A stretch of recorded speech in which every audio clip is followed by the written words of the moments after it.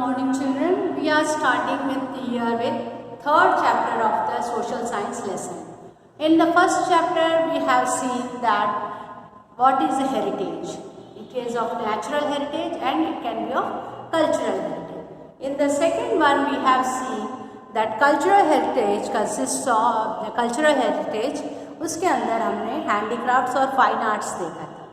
अभी आगे बढ़ते हुए थर्ड चैप्टर में हम देख रहे हैं कल्चरल हेरिटेज के अंदर स्कल्पचर एंड आर्किटेक्चर.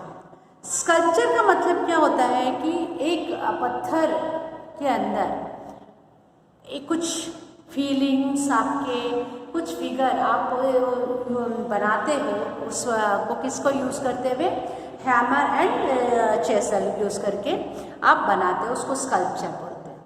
आर्किटेक्चर क्या होता है? Architecture is mainly the art of construction और इसके अंदर वास्तु वगैरह सब चीज़ें हम इंक्लूड करते हैं. आपने देखा होगा कि हमारे यहाँ पे जो एक मिनट में कल्चरल हेरिटेज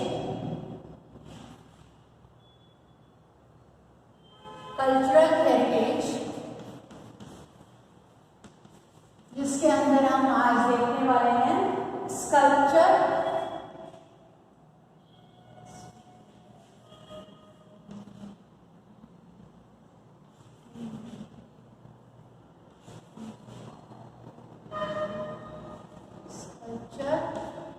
एंड आर्किटेक्चर.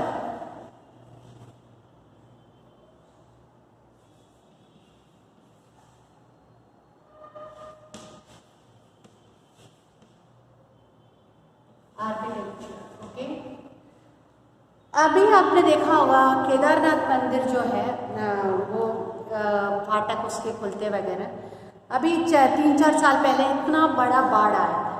वहाँ जितने भी कंस्ट्रक्शन हुए, जितने भी होटल थे, जितने भी बिल्डिंग बाकी चीज़ें बनी हुई थी, सब ढह गए, लेकिन उस मंदिर को कुछ नहीं हुआ. तो वो जो हमारी जो पहले की जो कंस्ट्रक्शंस होती थी, वो वास्तु कहाँ पे मतलब कौन सी चीज़ को किस पोजीशन पे बनाना है, ये सब का जो नॉलेज था वो इंडिया में बहुत पहले से बहुत अच्छा था. आप देखो कितने बड़े बड़े मंदिर हैं, कितने बड़े मतलब कुछ मंदिर तो 103 साल लगे बनाने में, ऐसे सब हमारे इंडिया में पाए जाते हैं. तो ये सब चीज़ें अभी हम पढ़ने वाले हैं. India is famous for its rich and cultural heritage. The art of sculpture and architecture has brought a unique identity to India. Town planning of Indus culture of ancient India was greater than the contemporary town planning. Contemporary मतलब present town planning से भी उनका जो town planning है वो बहुत अच्छा था. Sculpture means to carve the feeling on stone, wood or metal with hammer and chisel. ठीक है, तो जो स्कल्पचर का मतलब क्या होता है? वुड रॉक पे या फिर वुड पे या फिर तुम्हारे मेटल पे, वो जो भी उनको प्रेजेंट करना है उस फीलिंग को, वो या जिसका मूर्ति है, मूर्ति में भी जब आप बनाते हो तो उनकी जो फेशियल एक्सप्रेशंस वगैरह जो है वो इमोशंस है तुम्हारे. ठीक है, तो वो जो है वो सब हम इस एक हथौड़ी और चेज़र से बनाते हैं. Sculpture is the art of shaping figures or design with facial expressions in round or in relief. Professionally performed by sculpture with the help of chisel and hammer is known as sculpture. The art of shaping figure को sculpture कहते हैं. और ये जो shaping है आपकी पत्थर पे हो सकती है, मेटल पे हो सकती है, और किस पे हो सकती है? आपके वुड पे हो सकती है. Architecture. The simple meaning of architecture is art of construction. The word vastu is used for the architecture in Sanskrit language and it is very much renowned. In the reference of art of construction, building houses, towns, wells, forts, minarets, temples, mosques, tombs is called architecture. The skill of architecture, it is the art of is architecture. ठीक है, तो हमारे यहाँ पे जो ये architecture है वो अभी टेक्नोलॉजी डेवलप होने के बाद जो है वो लोग भी जो है, जो अभी की टेक्नोलॉजी में जो अभी के जो लोग जो हैं, जो भी बिल्डिंग बनाते हैं, तो वो इंस्पिरेशन लेते हैं पहले जो ऑलरेडी बने हुए हैं, जो पहले के वो वास्तु कैसे बनाया हुआ उन्होंने क्या एंगल्स यूज़ किए हैं। अभी भी जो आर्किटेक्चर के जो बच्चे पढ़ते हैं ना, तो सबसे पहले ये सब जगह पे जाके वो लोग पहले स्टडी करते हैं बिल्डिंग्स कैसे बने हुए हैं, क्योंकि जो हमारे एंशिएंट इंडिया का जो आर्किटेक्चर है that is marvellous. Ancient India has acquired expertise in the field of town planning. Many such towns have been found out during archaeological excavation work. The towns were divided into 3 sections: fort of rulers, house of administrative officers situated in the upper part of the town, and residence of the common people situated in the lower part of the town. कि ये जो हमारे यहाँ पे जो excavations हुए हैं, Indus valley civilisation ले लो, मोहनजोदारो ले लो, हड़प्पा ले लो, ये सब जब टाउन प्लानिंग देखते हैं तो वो बहुत ही मार्वलस है। जो अभी के जो टाउन प्लानिंग से भी कई गुना आगे था वो वाला टाउन प्लानिंग। उनके टाउन प्लानिंग में 3 सेशंस देखने को मिलते थे। पहला सेशन जो होता था वो राजाओं के लिए फोर्ट बनते थे, किले बनते थे, और वो थोड़ा ऊंची जगह, अगर समझ लो टाउन में जो ऊंची जगह है वहाँ पे वो राजाओं के लिए पहले फोर्ट बनते थे।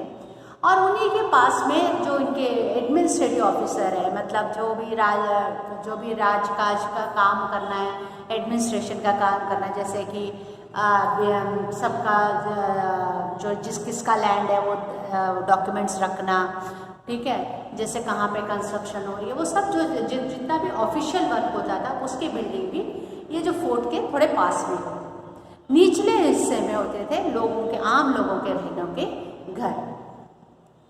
People of Indus Valley civilization has developed many more beautiful and systematic towns than many other civilizations of the world from the architectural point of view. Among all of them, Harappa and Mohenjo-daro had been best town planning. वैसे तो Indus valley ने भी बहुत अच्छे, Indus valley even अपना Mohenjodaro and Harappa तीनों में बहुत अच्छा टाउन प्लानिंग है। Comparing to present town planning, Harappa and Mohenjodaro were the best town planners, मतलब उनका इधर जो टाउन प्लानिंग हुई है that was the best. Mohenjodaro का मतलब एक्चुअली होता है heap of dead people, okay, Mohenjodaro का मतलब होता है हीप ऑफ डेड पीपल। और ये जो हड़प्पा है, एक्चुअली हड़प्पा क्या है, वहाँ पे एक प्लेस था उसका नाम हड़प्पा था, तो उसी की वजह से वो हड़प्पा वैली, हड़प्पा जो हमारा कल्चर है उसका नाम हड़प्पन कल्चर आ गया। मोहनजोदारो इन 1922 archaeologists named Rakhel Das Banerjee and Dayaram Sahni found the remains of huge town planning during the excavation, which was being carried out under the guidance of Sir John Marshall and Colonel Meek in Larkan district. Now Larkan district कहाँ है? अभी पंजाब में है। Mohenjo-daro means the heap of deads. Construction and जो मोहनजोदारो है वो 1922 में जो 2 आर्कियोलॉजिस्ट जो इंडियंस थे वो किसके अंडर में काम किया, इन्होंने काम किया सर जॉन मार्शल के अंडर और कर्नल मेक के अंडर काम किया। और ये मोहनजोदारो जो है आपको ये जो सिविलाइजेशन है वो आपको पाकिस्तान में पाया गया और इसका एक्सकवेशन किया गया। इसमें क्या क्या मेन पार्ट्स थे वो देखने वाले हैं। पहला पार्ट है construction of town. From the point of view of town planning, Mohenjodaro is the best. Town planning के हिसाब से देखा जाए तो मोहनजोदारो हमेशा बेस्ट गिना जाएगा, क्योंकि उनका जैसा टाउन प्लानिंग आज तक कोई कर नहीं पाया। Houses are build on high cliff to protect them from the floods and dampness, and the houses of rich were double storied, having 5 to 7 rooms, while those of poor people were single storied, having 2 or 3 rooms. The town was fortified. Fortified मतलब boundary wall बना के उसको protection किया जाता था। जो घर बनते थे ना वो ऊंचाई पे बनते थे, मतलब जो लेवल का जो तुम्हारा रोड का लेवल होता है ना उससे थोड़ा ऊंचा बनाते थे, क्योंकि कोई फ्लड आ जाए कुछ हो जाए तो घर को कोई नुकसान ना पहुंचे, तो काफ़ी ऊंचाई पे वो लोग घर बनाते थे। और दूसरा क्या करते थे वो लोग, दे हाउसेस रिच, जो पैसे वाले लोग होते थे वो 2 स्टोरीड यानी एक मतलब 2 फ्लोर्स का घर बनाते थे, जिसमें वो लोगों का 5 या 7 रूम हुआ करते थे। जो थोड़े पुअर है, गरीब हैं, तो उन लोगों का सिंगल स्टोरी घर होता था, उनके इधर 3 से 4 रूम होते थे, 2 to 3 रूम होते थे। And the town was fortified, पूरा टाउन मतलब घर का बाउंड्री वॉल नहीं, पूरा टाउन का जो है बाउंड्री वॉल बनता था, मतलब पूरे अच्छे से प्रोटेक्ट किया जाता था। The main entrance of the houses open on the side lines and not on the main road. जैसे समझ लो ये रोड जा रही है, ये रोड जा रही है, तो इनके जो हाउसेस होते थे ना वो जैसे ये हाउसेस ऐसे होते थे, मतलब ये गलियाँ होती थी, तो यहाँ पे हाउस होते थे, तो इनके जो मेन डोर है वो ये गली में खुले, ये इधर भी खुले, तो वो जो इसीलिए वो क्या करते थे ऐसे गली बनाते थे, मतलब यहाँ पे ये हाउस है, तो ये जो है जो घर है इनके जो दरवाजे हैं वो गली में खुलेंगे, मेन डोर पे नहीं खुलते थे। The roads were 9.7 meters wide, यानी रोड की जो रोड की माप थी वो 7.5 मीटर्स जो वाइड रहता था। Small link roads cross the major roads at right angle, यानी ये जो गलियां होती थी ये राइट एंगल्स पे हमेशा, मतलब ये ऐसा नहीं कि यहाँ से जा रहा है, ये कर्व वगैरह नहीं होता था, हमेशा परपेंडिकुलर रहते थे, राइट एंगल्स पे रहते थे। They are always on right angles, उनके अंदर मोड़ वगैरह नहीं होते थे। सो the roads were wide enough for a number of vehicles to pass at a time। और वैसे तो उस टाइम व्हीकल्स नहीं होते थे, बुलक कार्ट्स वगैरह ही होते थे, लेकिन वो इतने बड़े और चौड़े होते थे कि एक साथ 2-3 आराम से निकल जाए। The roads were wide enough to pass it. Pits on the roads side suggest that there might have been lamp posts। जो रोड्स है ना उसके आजू बाजू में गड्ढे दिख रहे हैं, तो इसका मतलब है हो सकता है कि वो उस टाइम पे वहाँ पे लैम्प पोस्ट रहे होंगे, स्ट्रीट लाइट्स जो होते हैं ना वो lamp post. Roads of town were straight main road without any turns, यहाँ के रोड को जो इस टाउन प्लानिंग का देखा गया, इन रोड्स में कोई मोड़ नहीं होता था, रोड हमेशा स्ट्रेट रहता था। This is considered to be the speciality of ancient time. There were only 2 main roads, one going from north to south, the other going east to west, both crossed each other at right angles। 2 main road होते थे जो कि north to south होता था एक road, और दूसरा road होता था नॉर्थ टू साउथ, मतलब एक रोड ऐसे होता था और एक रोड मेन ऐसा होता था।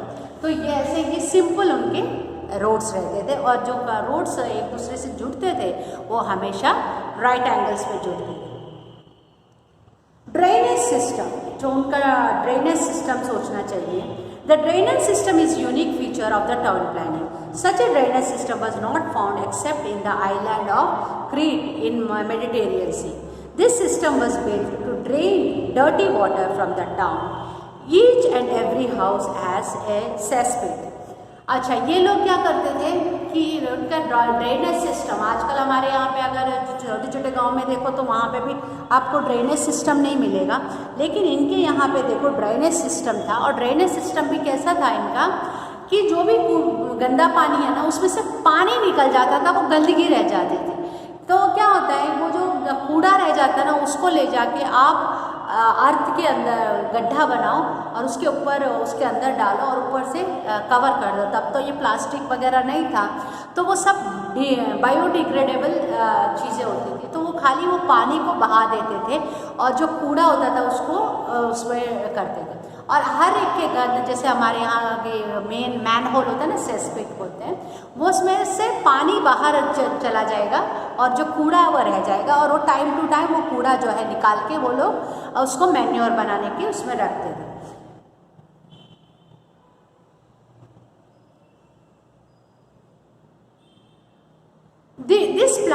system and efficient drainage system clearly proves that they were very careful about their health and hygiene. मतलब उनका जो ये जो सिस्टम है, ड्रेनेज सिस्टम देखने से हमें ये पता चलता है कि वो लोग अपने हेल्थ के बारे में बहुत कॉन्शियस थे। हेल्थ और हाइजीन जो है मतलब सफाई में भी वो उनका पूरा ध्यान था। फिर नेक्स्ट उनका एक और चीज़ देखना होता था, पब्लिक बाथ्स। वहाँ पे देखा गया है कि मतलब बहुत बड़े एरिया में बीच में बड़े बड़े से टब्स बने हुए हैं और आजू वहाँ पे the huge bath was excavated in Mohenjo-daro. There was an arrangement to put fresh water and dirty water out. उसमें एक मतलब उन्होंने सिस्टम ऐसा बनाया था कि एक जगह से फ्रेश वाटर अंदर आ रहा है और डर्टी वाटर बाहर निकल जा रहा है. There might have been facility of hot water and small rooms for changing the clothes. These public baths have been used for festivals and religious ceremonies. जैसे हमारे यहाँ होली होती है तो हम लोग सबको उठा के उसमें डालते रहते हैं, गंदे पानी में डालते रहते हैं. तो हो सकता है इन्होंने भी इसलिए बनाया, इतना बड़ा सा टब बनाया और उसमें क्या फ्रेश वाटर आने का चांस है और गंदा वाटर निकलने का भी था. और वहाँ आजू बाजू एरिया में छोटे छोटे रूम थे जहाँ पे और हॉट वाटर का सिस्टम भी था, जिससे कि वहाँ पे लोग मतलब ये ऐसे नहाने के बाद उन रूम्स में जाएं और अच्छे से नहा के कपड़े बदलने की जगह था. मतलब उन लोगों का बहुत अच्छा प्लानिंग है. Public buildings. The ruins of huge buildings have been found in Mohenjo-daro. They might have been used as a town hall or as a theatre for administrative office or a gallery. The barrack of such buildings was also found. This must have been to accommodate soldiers. Granary का मतलब क्या होता है? गोदाम. जैसे मतलब अनाज रखने का, अनाज जहाँ पे स्टोर करते हैं उसको ग्रैनरी बोलते हैं. तो यहाँ जो पब्लिक बिल्डिंग्स जब देखा गया तो वहाँ दो बहुत बड़े बड़े बिल्डिंग थे. तो हो सकता है ये बिल्डिंग्स किसके लिए यूज़ किया है? एक तो अनाज वगैरह स्टोर करने के लिए, दूसरा उनका एडमिनिस्ट्रेशन के लिए, तीसरा है कि उनका जो फौज था, उनका जो आर्मी था वहाँ रहने के लिए उन्होंने वो पूरा बनाया. अब ये तक हमने पढ़ा, अभी तक हमने पढ़ा है ये Mohenjodaro. Next, in next class we will talk about Harappan civilization. Okay, thank you. Have a nice day.